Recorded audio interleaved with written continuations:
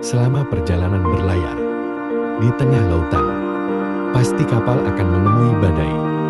Sama seperti ketika kita menjalani kehidupan, tak selamanya apa yang diharapkan bisa berjalan dengan baik-baik saja. Pasti ada masalah yang datang.